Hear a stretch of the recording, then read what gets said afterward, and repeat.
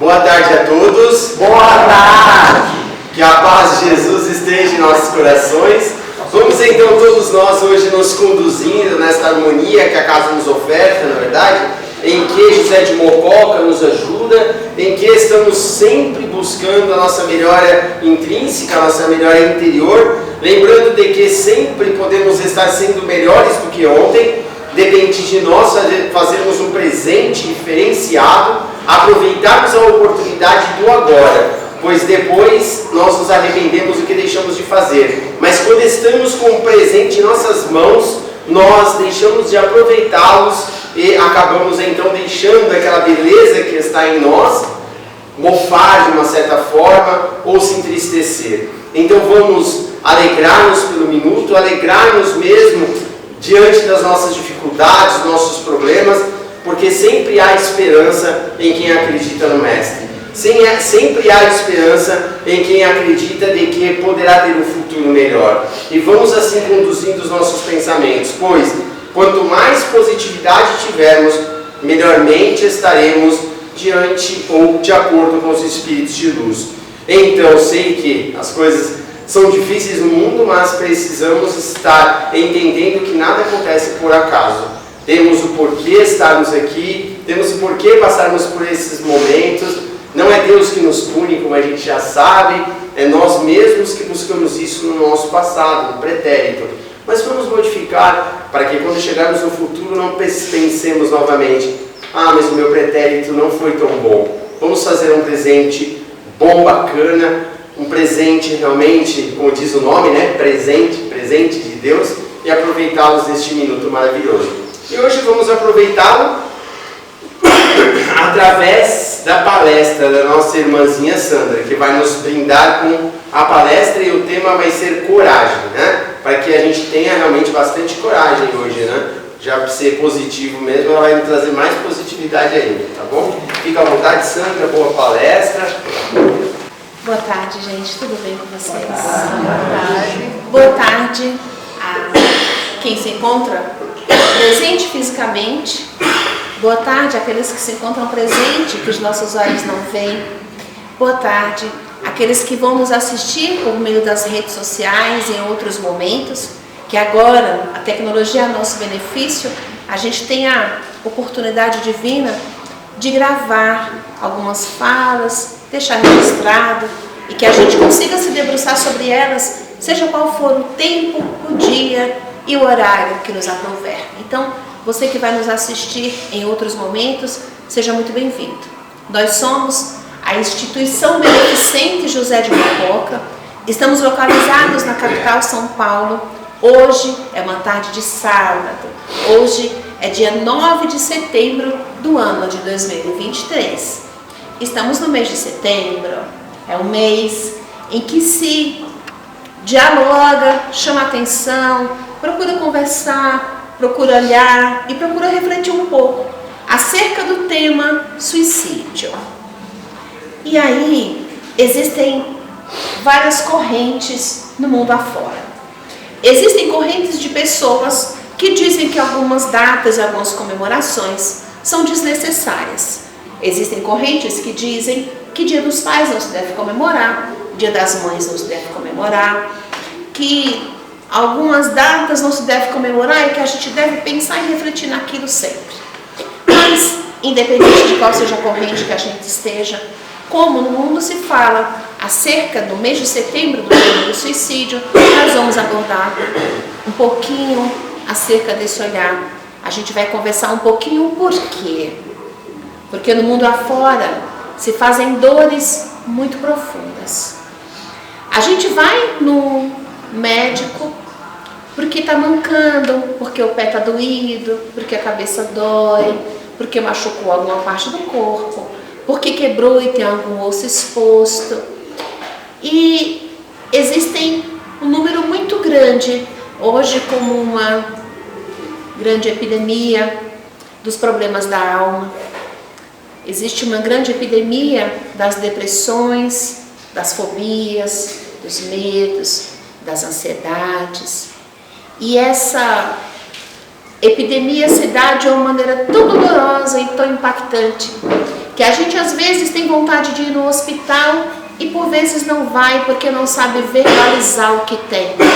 Eu não tenho nenhum osso exposto, não tenho nenhuma parte do meu corpo que eu possa dizer que é onde dói, onde eu possa mostrar, mas a gente por muitas vezes traz uma ferida que sangra, sangra, sangra, dói profundamente e a gente não sabe dizer o que é.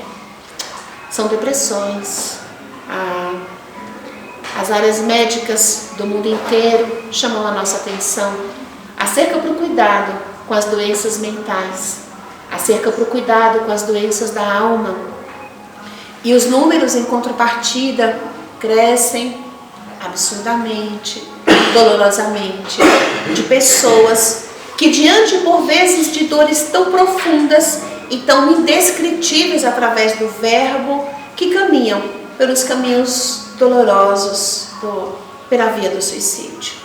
Não vou trazer estatísticas, mas existem também muitas pesquisas que demonstram que um grande percentual das pessoas que enveredam pelo caminho do suicídio, a grande intenção não é tirar a própria vida, a intenção é sair daquela dor profunda que não sabe como que faz. Então a vontade é sair da dor, sair da angústia, sair do sofrimento, sair daquela dor que sangra profundamente, que a gente não sabe dizer de onde vem nem para onde vai. E é com esse pensamento que um grande número de irmãos pelo mundo inteiro envereda pelo caminho do suicídio. Estamos no mês de setembro, no Brasil. A gente tem um grupo muito bom, muito bem estruturado e de pessoas que se preparam para estar ali, que se chama CVV, Centro de Valorização da Vida.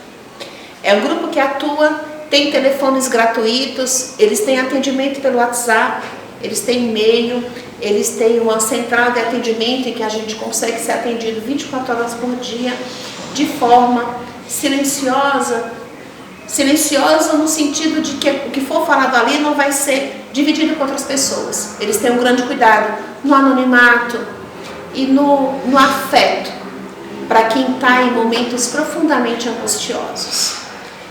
Então, o título dessa fala de hoje, no mês de setembro, querendo abordar como plano de fundo o olhar sobre o suicídio, o tema da fala de hoje não é suicídio.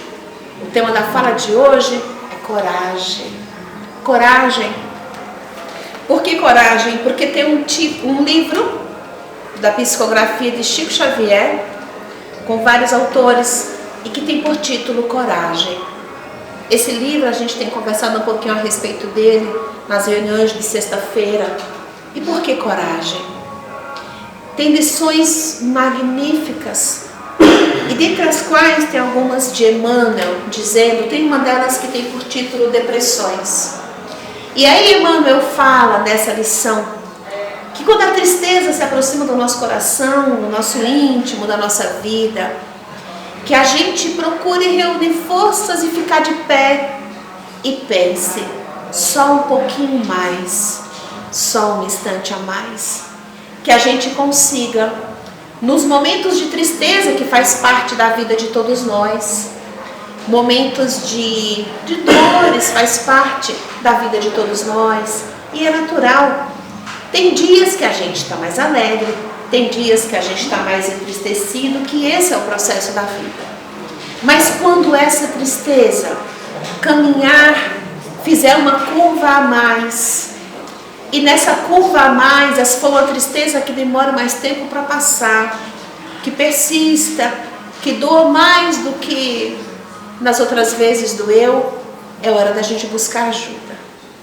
A gente precisa buscar ajuda nos médicos da matéria, a gente precisa, nas tristezas, nas angústias e nas depressões, buscar psiquiatras, sim, buscar psicólogos, sim, tomar medicação, sim, se for necessário. Então a gente precisa da medicação para reestruturar o corpo que está fora de contexto.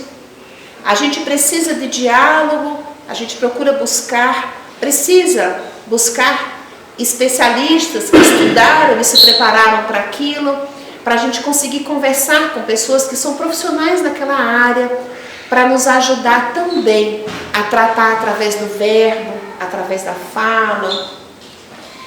Mas a gente precisa igualmente buscar Jesus. A gente precisa igualmente buscar aquele cerne divino que há no íntimo de cada um de nós e que, por conta das dificuldades e das atribulações do dia a dia, às vezes a gente esquece. Às vezes a gente esquece de olhar do lado e perceber que tem amigos que nos querem muito bem. Às vezes a gente esquece que uma pessoa muito querida nos convidou para um café já faz tempo. E na correria do dia a dia, que a gente costuma dizer, a gente vai combinar, a gente vai marcar, a gente vai estar juntos em algum momento, a gente vai adiando, protelando, e nos momentos de dores a gente não lembra quantas pessoas nos querem bem, quantas pessoas nos buscam, quantas pessoas estão em nosso derredor. E isso falando dos encarnados, não estou nem falando dos desencarnados. Então, Emmanuel diz, em algumas das suas lições, agora mais especificamente na lição falando de depressões, para a gente observar-nos mais, nos perceber mais, que só através do nosso autoconhecimento a gente consegue também voltar para o nosso cerne. Mas que esse voltar, a gente não esqueça que podemos e devemos contar com aqueles que se encontram ao nosso derredor. No mundo, no Brasil, em São Paulo, onde nos encontramos, existem vários templos religiosos. Todos os templos que falam do bem, do belo e do mais são sempre válidos. Jesus, quando esteve sobre a terra, não deixou a bandeira enficada e nem reconheceu em cartório qual era aquele templo que era o melhor de todos. O grande templo da vida, o grande templo do Cristo era o amor, era o ser individual que cada um de nós somos e o ser profundamente valorosos que cada um de nós o somos. E falando dessa coragem, eu quero compartilhar com vocês uma história que eu gosto bastante.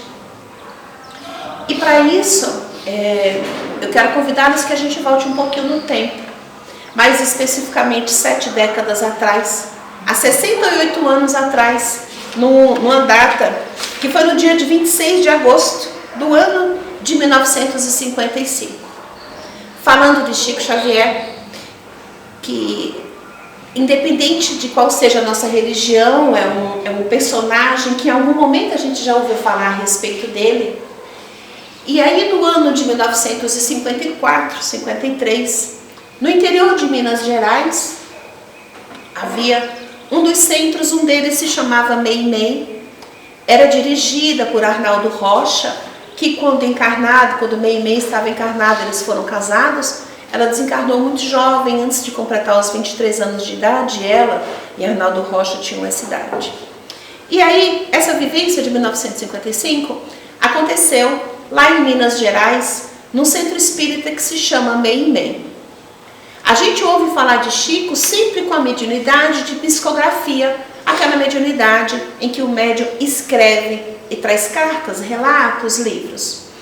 Essa fala daqui, esse livro que vou mencionar e essa história que estou extraindo, ela faz parte de um livro, de um desses livros, só que não é da mediunidade de psicografia de Chico.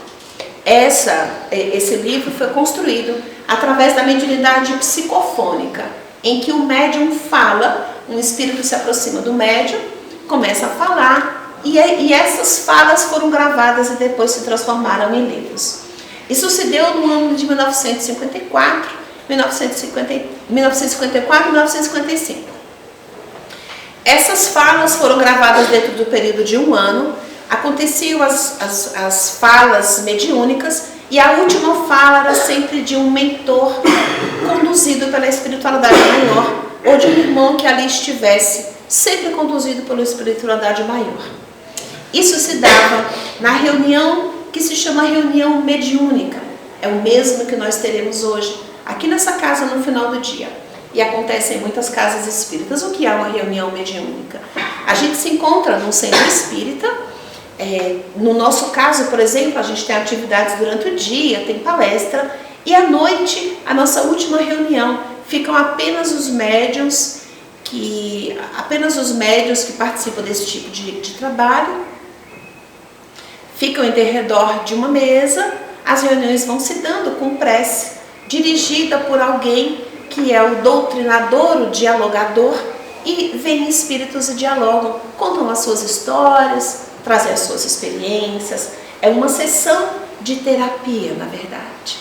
Tudo com muito respeito, muito cuidado, sabendo que a gente está lidando com pessoas que, assim como nós, precisam de respeito, precisam de empatia, precisam de cuidados. É o médium que faz aquilo? Não. É a espiritualidade maior. O médium é nada mais que um instrumento que precisa se trabalhar da melhor maneira possível, precisa estudar para se educar e contribuir com a direção espiritual que a casa contém. Então isso, a grosso modo, é uma reunião mediúnica. Pois bem, essas reuniões que foram gravadas, a última manifestação de Chico, no final daquele período, eles transformaram-se em 2 livros, Vozes do Grande Além e Mensagens Psicofônicas. E aí eu quero extrair desses 2 livros uma das histórias que está contida em Vozes do Grande Além. É uma história que tem por título Ceitil por Ceitil. Para isso, eu quero convidá-los a que a gente volte a 68 anos atrás, no mês de agosto, finalzinho de agosto do ano de 1955. Naquele dia, no Centro Meimei, a lição que estava se trabalhando e estudando naquele dia era o capítulo 10 do Evangelho segundo o Espiritismo, que diz: reconcilia-te depressa com o teu adversário enquanto caminhas junto dele. Essa foi a tônica do dia, foi a tônica dos trabalhos e dos tratamentos da casa. Na reunião mediúnica, foi concedido pela espiritualidade maior que viesse conversar com os irmãos que ali se encontravam presentes, a amiga muito querida chamada Valéria. Na nossa casa também temos uma Valéria, que é uma amiga muito amada, mas essa da história é uma outra Valéria, que também era muito amada e muito querida por Chico Xavier, ele já a conhecia. Valéria tinha uma particularidade, que ela era uma pessoa muito humilde, muito simples e muito amorosa, igualmente a nossa Valéria aqui, que a gente tem na nossa casa. E aí essa Valéria chegou e veio conversar por meio da mediunidade do Chico. Ali chegando, Valéria veio, inundou um ambiente de carinho, de afeto e de amor. A presença que a gente recebe de amor e de bem-estar, de alguém que ama, que quer bem e que tem uma conduta tão agradável, que onde quer que se encontre, essa personagem enche o ambiente. A Valéria era um desses.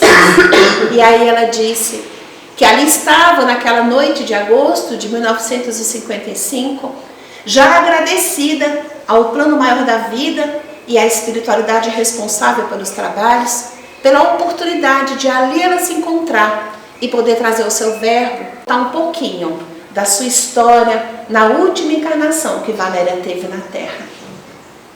Aí ela falou para as pessoas que ali se encontravam, de que quando a gente vai falar sobre a verdade e a verdade sobre o verbo através da fala, essa fala se dá em minutos, às vezes em segundos, às vezes por poucas horas, mas que a história que ela viveu, ela se deu por décadas. E para conceituar, pontuar as pessoas dentro daquela vivência e trazer a sua experiência de vida, ela dizia que na última encarnação da sua romagem na Terra, Valéria viveu numa região, num lugarejo muito pequenininho, nos interiores do nosso país afora.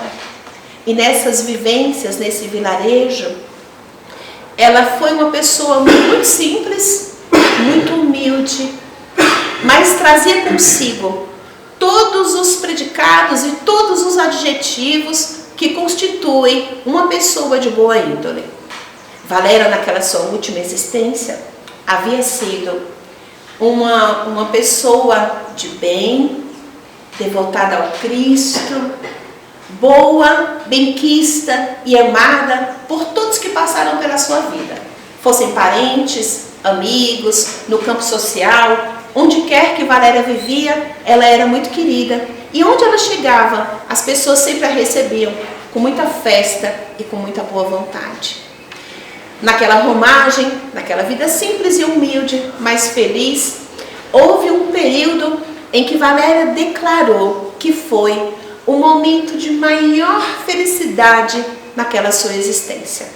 Ela não vivia na cidade, vivia em um sítio um pouco mais afastado, e nesse sítio mais afastado ela vivia muito feliz porque ela tinha um esposo que ela profundamente amava e tinha 4 filhos. A vida seguia dentro dessa estrutura familiar de simplicidade, mas de amor, e aquilo representava toda a aventura e toda a felicidade que a Valéria imaginava que poderia ter na vida.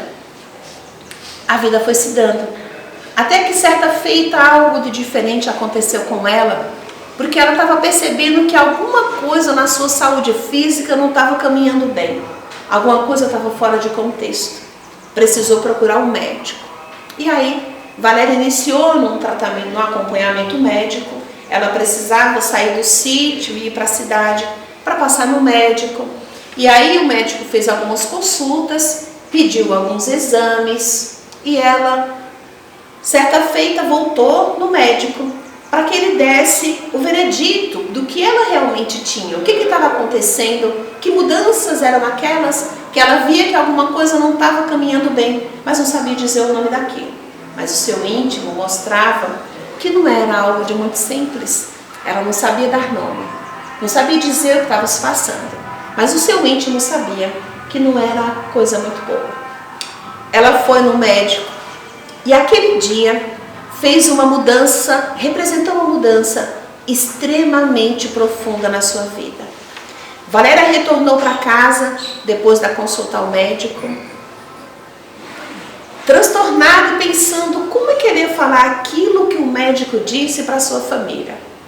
Mas enfim, precisava dizer, afinal de contas eram famílias, eles se amavam tanto que certamente iriam se acolher, iriam passar aquela fase juntos. Valéria chegou em casa, no sítio, e contou para o marido e para os filhos de que o que estava se passando, o diagnóstico do médico, é que ela estava com lepra. Ela relatou e relata nessa sua fala de que foi desesperador saber o relato do médico, foi desesperador os sintomas que ela já sentia, mas nada foi tão doloroso quanto a reação do marido e dos filhos. Eles entraram num desespero e num medo tão grande, num verdadeiro pavor, quando ela disse que estava com lepra, que tanto o marido quanto os filhos a abandonaram. Eles venderam todos os pertences, foram embora da cidade e colocaram ela numa choupana, numa palhoça, um casebrezinho que eles construíram, que na verdade que já tinha, abandonaram lá naquele cantinho para que ela ficasse para morrer, e foram embora com o dinheiro que arrecadaram da venda, tanto do sítio que tinha quanto dos objetos. Foram embora imediatamente após saber aquela informação e deixaram ela para trás. Ela dizia, contava desse 29 de agosto de 1955, 25 de agosto, ela contava que muito mais que a dor física, muito mais que o sentimento do medo do que viria pela frente, porque sabe-se, e naquela época muito mais, de que a lepra era devastadora, não tinha tratamento e que ela simplesmente iria morrer porque não tinha o que fazer. Muito mais doloroso do que isso foi o abandono daquelas pessoas que ela tanto amava e que ela imaginou que poderia contar com eles. Eles foram embora, ela não teve mais notícias e a vida dela passou a ser viver naquela palhoça, viver de esmolas, a esmola daquelas pessoas que passavam pela estrada por perto e jogavam pão, jogavam algum alimento. Ela saía da palhoça durante a noite e vivia de musgos, das coisas que ela conseguiria colher no mato para se alimentar, vivia de plantas, porque a cidade era pequena e todos já sabiam o que ela tinha. Só que não só sabiam como ela tinha, como muito mais devastador do que saber o que a pessoa tem, é o preconceito que a gente traz. Hoje na preparação teve uma lição acerca da maledicência, acerca da nossa língua ferina, acerca das dores que a gente provoca e do quanto a gente destrói os outros através do nosso verbo. E ela, com aquela notícia se espalhando, passaram a chamá-la de bruxa, a bruxa leprosa. Por quê? Se ela teve alguma doença, foi um castigo de Deus, não merece assistência. Se ela teve alguma doença, se ela teve essa doença, é uma bruxa miserável, não deveria estar nem aqui entre nós. Quem sabe se com o vento essa doença não vai ser transmitida. Então, ela foi relegada a viver naquela palhoça, saía durante a noite e algum ou outro jogava pão, só que aquele pão era tão escarnecido pelo verbo doloroso e pela má vontade, porque quantas vezes a gente vai fazer uma coisa, vai fazer uma caridade, vai fazer um bem, mas aquilo vem com tanta agressão que aquele pão tem sabor de fel, o fel de quem doou, que colocou para fora toda a sua maledicência, toda a sua má vontade, toda a sua ferinidade na voz. E assim, Valéria com lepra, a família imaginava que ela fosse morrer rápido, só que não. Passou-se quase uma década naquela vida miserável, de dores, de angústias, de dores físicas, das partes do corpo em decomposição, e não podia pedir ajuda, não podia ir no médico, não podia sair daquela palhoça. O tempo foi passando, até que chegou um momento em que Valéria não tinha mais como sair daquela palhoça durante a noite, porque os seus pés foram tão carcomidos pela lepra que ela não tinha mais possibilidade de levantar. Então, deitada como ela ficava, ali ela viu o seu corpo apodrecer muito mais, e ali ela passou a viver a fome, a sede, porque não tinha como sair e ninguém chegava para acolhê-la. Nessa passagem, nesse período, Valéria conta que aconteceu uma daquelas noites, aquelas noites belas, enluaradas, aquelas noites em que ela ouvia o barulho dos insetos lá fora, ouvia os uivos dos lobos, que eram as companhias que ela tinha no meio do mato. O céu era lindo, a natureza se fazia bela, mas as dores que ela sentia de fome, de sede, de dor física, de febre escaldante, ela não conseguia sentir a beleza que se colocava na natureza. Mas naquela noite, Valéria, tão desesperada, de tanta fome, de tantas dores, não conseguia mais falar, porque os seus lábios também estavam carcomidos pela lepra. E mentalmente, naquela situação, ela pensou: meu Deus, o que será que se deu para que eu tenha vivido situações tão dolorosas? O que será que acontece, meu Deus? Qual o motivo para uma vida tão dura como essa que eu tive? Na febre, na madrugada, sem recorrer, sem ter nada nem ninguém para recorrer. Valéria, com esse pensamento e com essa prece íntima que ela fazia, já que não conseguia verbalizar, ela percebeu que algo se deu diferente no seu derredor. Quando ela fez aquela prece, perguntando ao Cristo do que acontecia para aquela vivência na vida dela, ela viu que o ambiente da palhoça em que ela vivia mudou. É como se tivesse caído um véu, ela não estava mais na palhoça com aquele corpo carcomido, e Valéria se percebeu que saiu dali e que ela se encontrava em uma cidade da Espanha por volta do século XVII. Ela viu aquela pessoa, viu uma mulher belíssima, muito rica, muito poderosa, muito requisitada por todos na época. E ela olhava aquela mulher e percebeu que aquela mulher lá da Espanha do século XVII era ela mesma. Olhando para aquilo, ela não entendia se aquilo significava significava que o passado estava indo ou que o presente estava voltando. Mas ela não tinha como negar que aquela situação estava se dando. E aí, Valéria percebeu que aquela mulher bela do século XVII, ela ia assistindo pessoalmente. E ela viu que era ela numa outra existência. E ela, naquela outra existência, estava se dirigindo ao Santo Ofício para denunciar o único irmão consanguíneo que ela tinha. Por quê? Naquela época, Valéria era uma mulher muito rica, muito poderosa, mas muito violenta. Ela havia cometido crimes inconfessáveis, mas o seu único irmão, como era muito próximo, ele sabia dos crimes dela. E ela tinha medo que ele contasse para alguém o que ela fez. Foi até o Santo Ofício e o denunciou.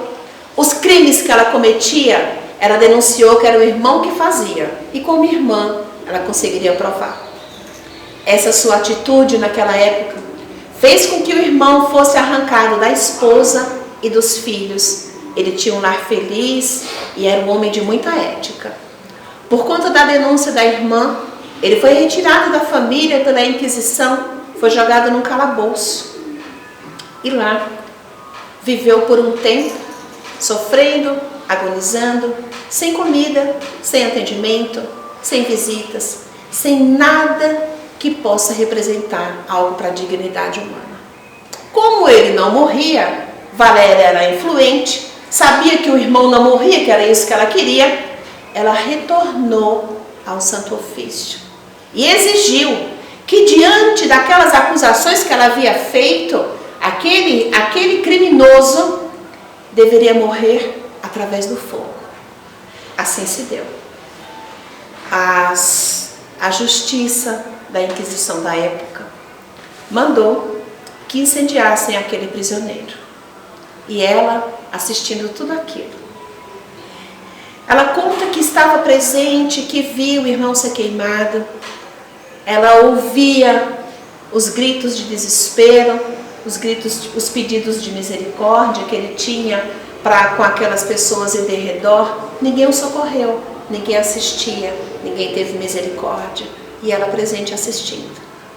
Até que em um dado momento, ela sentindo o cheiro das vísceras queimando, ouvindo os gritos de desespero do irmão, condenado injustamente por uma acusação que ela havia feito, no intuito de se safar, de repente, aquele véu que havia se aberto, fechou-se e Valéria por um instante se viu de volta na cabana.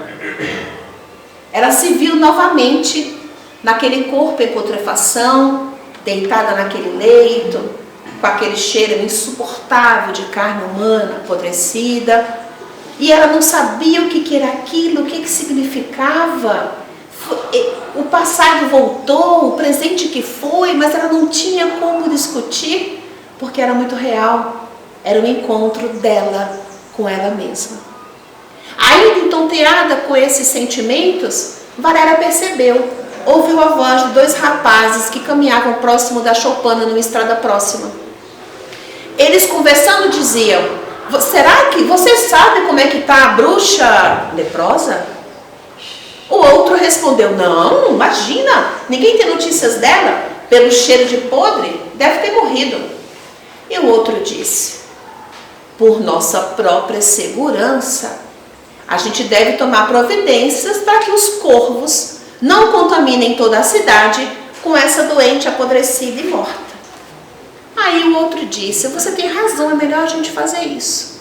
E ela, ouvindo tudo, sem lábios, sem boca para conseguir falar, sem forças, porque já estava há muito tempo sem comer, sem beber e muito doente, com aquela febre escaldante, Valéria ouviu quando eles pegaram fósforo e tocaram fogo para que ela queimasse e assim não conseguisse contaminar toda a cidade com a sua carne infectada e apodrecida.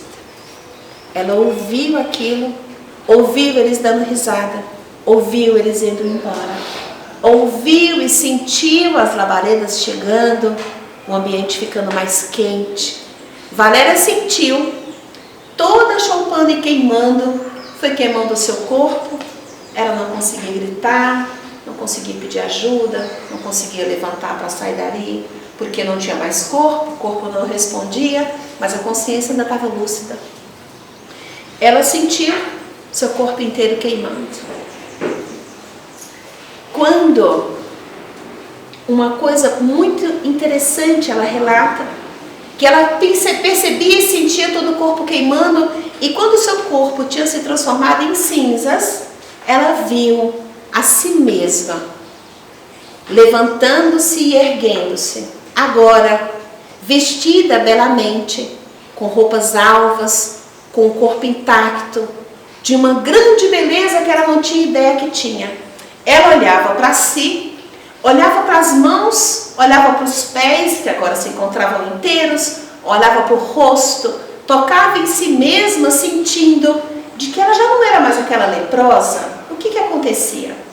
Quando Valéria olhou, anjos amigos, felizes e de braços abertos para recebê-la, porque aquela encarnação, aquela dor, aquela lepra, aquela morte num ambiente incendiado, Valéria estava se reharmonizando com aquela pessoa que ela havia sido no século XVII, estava se reharmonizando com aquela pessoa que destruiu um irmão, que destruiu famílias, que fez com que ele morresse incendiado numa cela de calabouço, distante da família, distante de tudo e distante de todos. O título da lição da noite no Centro Meimei, no ano de 1955, era: reconcilia-te depressa com teu adversário, enquanto estás com ele. Valéria, em estado de graça, vendo que não era mais a mesma, vendo que havia se libertado daquele passado escabroso, através do próprio corpo, o que ela tinha provocado ao outro, ela tinha vivido em si mesma, e em todas as situações, ela fazia prece ao Cristo, sem entender o que se passava. Todos a haviam abandonado, mas ela dizia: meu Deus, deve haver uma justificativa e que eu não consigo entender.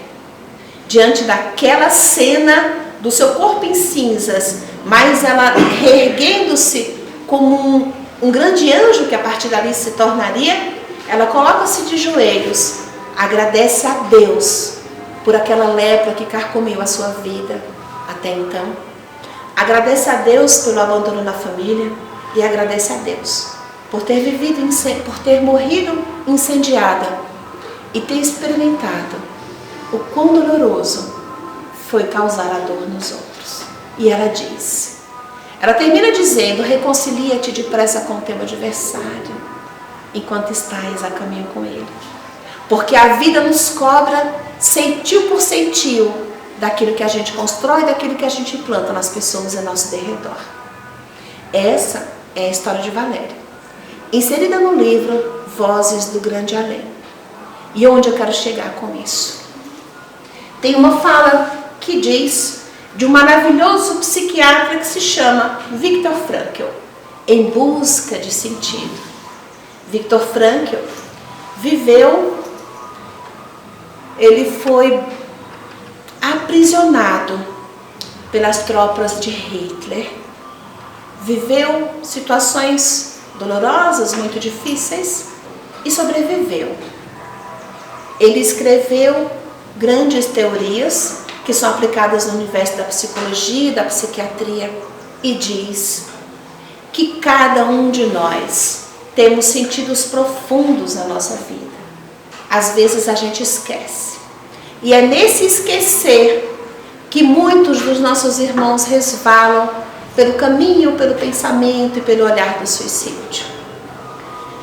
Para a gente encerrar, eu ficaria aqui mais 2 horas facinho, mas o tempo não cabe. Nós escutando. Para a gente encerrar, eu quero convidá-los para que a gente encerre hoje de uma forma diferente. A pandemia chegou nas nossas vidas e ainda não se foi. Se o vírus não nos mata, o medo que a gente carrega com a gente ainda continua nos matando. O medo do nosso colega, o medo dos nossos amigos, o medo de falar com a pessoa do lado, Os especialistas também diziam que uma das grandes devassidões que essa epidemia trouxe foram as pessoas que morreram contaminadas por ela, mas muito pior que isso, foi o medo que se enclausurou em cada um de nós. Eu quero convidá-los que agora, no mês de setembro, falando do suicídio, mas falando sobre a coragem, como a Valéria teve coragem, que a gente encerre. Eu gostaria que ficássemos de pé e que dessemos as mãos, a gente vai dar as mãos para a gente encerrar numa prece.